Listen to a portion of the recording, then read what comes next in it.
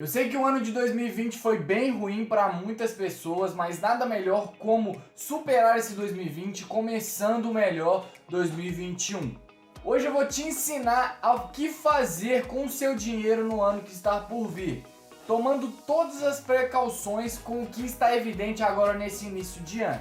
Claro que eu não consigo prever o que vai acontecer daqui para frente, mas eu vou te passar uma projeção do que sempre deu certo e o que deu certo para mim nesse 2020, mesmo com todas as questões que a gente enfrentou durante o ano.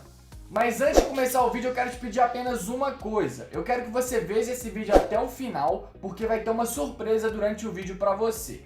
Como eu falei antes, o ano de 2020 foi bem ruim, mas do lado financeiro o que me salvou muito foi a diversificação.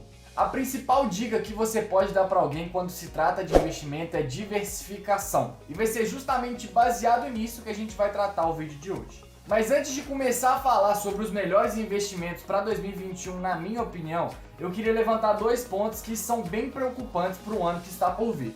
Nosso país já vem enfrentando um grande problema de desemprego há anos, mas devido à crise gerada pelo Covid-19, acabou que essa taxa de desemprego aumentou mais ainda, visto que alguns empregos foram muito afetados pela pandemia. Então uma das coisas que mais preocupam para o ano de 2021 e preocupou muita gente em 2020 é a taxa de desemprego. Vai estar aparecendo um gráfico para vocês aqui agora, que eu peguei lá no vídeo do Primo Rico, que fala muito bem sobre isso. Se você analisar bem o gráfico, o Brasil se assemelha muito à Venezuela na taxa de desemprego, e isso deixa muita gente preocupada para o próximo ano. Além disso, a dívida bruta também vem crescendo muito e muito cada ano. Hoje, também pegando lá no vídeo do Primo Rico, a gente pode ver que a dívida bruta chega a quase 90% do PIB. Tá, mas o governo tá com dívida, então é só imprimir mais dinheiro e pagar a dívida, não? Para quem não sabe, o ato de imprimir mais dinheiro e injetar mais moeda na economia vai fazer com que o dinheiro perca muito seu valor. Afinal de contas, vai ter muito dinheiro para pouca gente. E esse dinheiro só vai para a mão das pessoas a partir do trabalho, então essas pessoas têm que trabalhar para conseguir esse dinheiro. Mas esse novo dinheiro que vai estar entrando agora na economia, que vai estar entrando em circulação, não foi conquistado por ninguém. Então tem um déficit aí. E esse déficit é o que a gente chama de inflação. Quem dera fosse tão simples pagar uma dívida só imprimindo mais dinheiro, mas não tem como. Se o Brasil fizer isso, a gente vai piorar o cenário e a gente vai acabar vendo um dólar a 6, 7 reais, 8 reais talvez. Tá, agora que eu falei dos dois principais problemas, eu vou te ensinar como você não vai ficar tão exposto a cada um deles. Lembra que eu falei lá no início do vídeo sobre diversificação? Então, para começar nossa carteira, a gente precisa levantar um pilar muito importante, que é a reserva de emergência. O primeiro pilar da nossa carteira para 2021 vai ser a reserva de emergência. Mas o que é isso? O nome é bem autoexplicativo, é justamente uma reserva para emergências. Essa reserva de emergência é avaliada em 12 meses do seu custo de vida. Então, vamos supor, igual a pandemia do coronavírus veio em março, mais ou menos, vamos colocar aí. Então, quem perdeu o emprego durante esse período, não conseguiu trabalhar, essa reserva de emergência consegue custear a sua vida para que você não passe nenhuma dificuldade enquanto você não está sendo remunerado, porque você não está conseguindo trabalhar. Essa reserva é utilizada apenas em imprevistos como a pandemia do coronavírus. E o que mais preocupa é que mais de 60% dos brasileiros não têm uma reserva de emergência. E isso fica bem evidente nos momentos de crise. O que faz com que o governo pague auxílio emergencial, como foi feito. E isso, como eu falei antes, é uma impressão de mais dinheiro, aumentando uma dívida e, querendo ou não, a inflação, a moeda cai e gera muitos outros problemas. Só chamamos de imprevisto porque a gente não sabe quando vai acontecer, mas com certeza você sabe que vai acontecer em algum momento. Com a taxa Selic a 2%, os investimentos em renda fixa ficaram cada vez menos atrativos. Mas como a gente está falando de reserva de emergência, a gente não tem como fugir disso. Então a gente sempre tem que olhar segurança e liquidez. A gente tem duas opções para esse tipo de investimento. A primeira delas é estar investindo seu dinheiro em um CDB 100% do CDI de liquidez diária. Esse investimento está atrelado a um título semelhante à poupança. Você vai estar emprestando dinheiro ao banco. A diferença é que a taxa usada para calcular o rendimento desse empréstimo é o CDI, que é uma taxa utilizada entre empréstimos entre bancos. Então, o CDI hoje, com a Selic a 2%, rende cerca de 1,99 ao ano. enquanto a poupança está no 1,65 ao ano. Eu tava editando um vídeo aqui agora e só agora que eu fui perceber que eu acabei falando uma besteira. A poupança não está rendendo 1,65 ao ano. A poupança hoje rende cerca de 1,45 ao ano, menos 0,2 do que eu acabei de falar para vocês. Então é isso aí, desculpa pelo erro e bora voltar pro vídeo.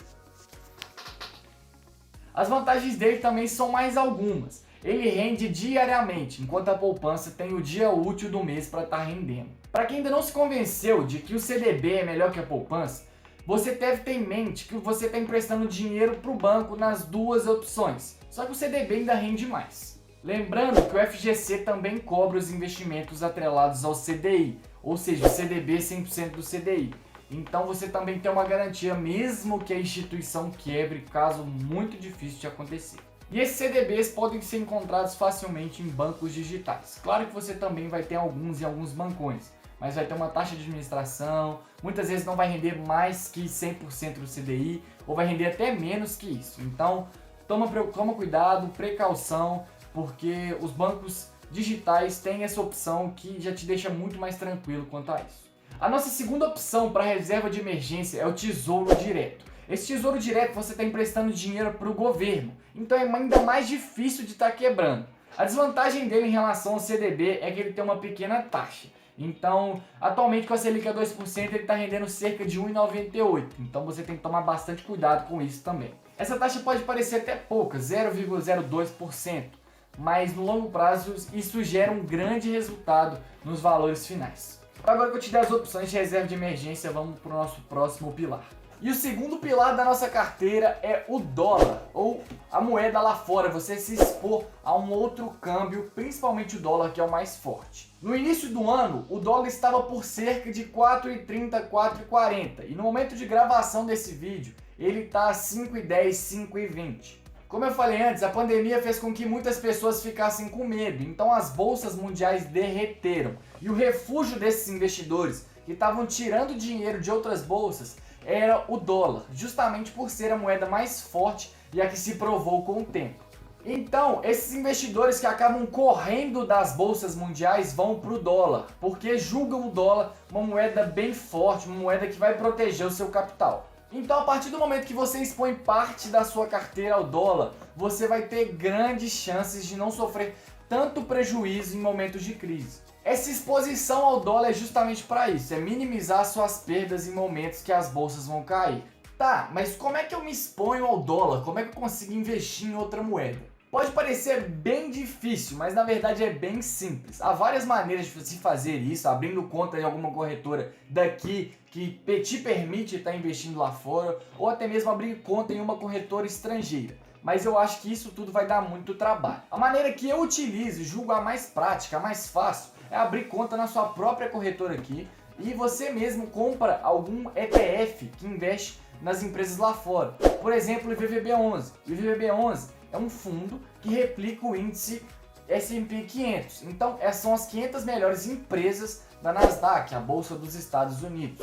E esse VVB11 você pode comprar a cota dele em qualquer corretora. É só você abrir, digitar o código e compra em menos de segundos. Além disso, recentemente foi concebido o direito de comprar BDRs para qualquer investidor. Antigamente, esse tipo de investimento estava disponível somente para investidores qualificados, aqueles investidores que conseguem investir mais de 1 milhão. Então agora você pode comprar uma parte da Amazon na corretora sem problema algum. Você só tem que botar o ticker com o 34 no final. Tá, agora que você já conseguiu descobrir como você pode investir no dólar e qual é o segundo passo da nossa carteira, a gente vai pro terceiro. O terceiro são as ações. Claro, eu não ia deixar de falar sobre as ações aqui. No início do ano, quando a bolsa estava em bull market, estava todo mundo eufórico com a Ibovespa, todo mundo comprando ações, a bolsa chegou a bater os 120 mil pontos. Mas aí veio o Covid-19 e mandou a bolsa lá para os 60 mil pontos, o que preocupou muita gente. Querendo ou não, a bolsa teve uma queda de quase 50%, o que deixou muita gente assim no prejuízo. Mas recentemente a bolsa voltou ao zero, então ela recuperou todo o prejuízo que teve lá em março. Mas o que isso tem a ver? Isso mostra quão paciente você deve ser ao entrar no mercado de valores, ao colocar seu dinheiro, seu patrimônio no mercado de valores. Você sempre deve estar diversificando seus investimentos, principalmente dentro das ações, que são o mais arriscado, o pilar mais arriscado aqui da nossa carteira para 2021.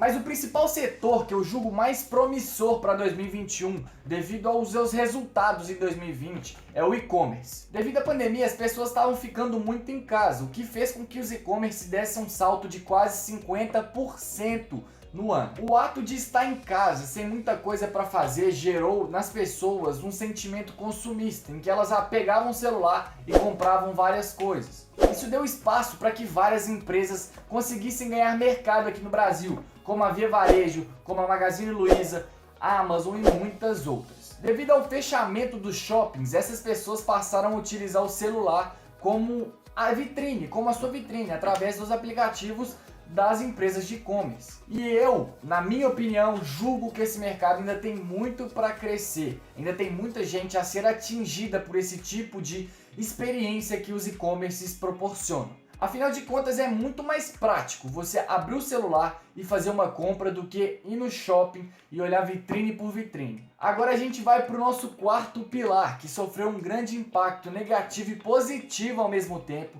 em 2020. Os fundos imobiliários chegaram a 1 milhão de investidores em 2020. Isso é uma marca muito representativa, principalmente pela taxa de juros a 2%, o que fez com que as pessoas buscassem investimentos que vão render um pouco mais do que a poupança. Os fundos imobiliários têm como principal atrativo os dividendos, mas existem vários outros fatores que vão te convencer que é muito melhor comprar um fundo imobiliário do que comprar um lote. Vamos lá, um fundo imobiliário não te gera nenhuma dor de cabeça, pois você tem um gestor, você tem uma administração que vai fazer toda a parte chata, toda a parte burocrática para você.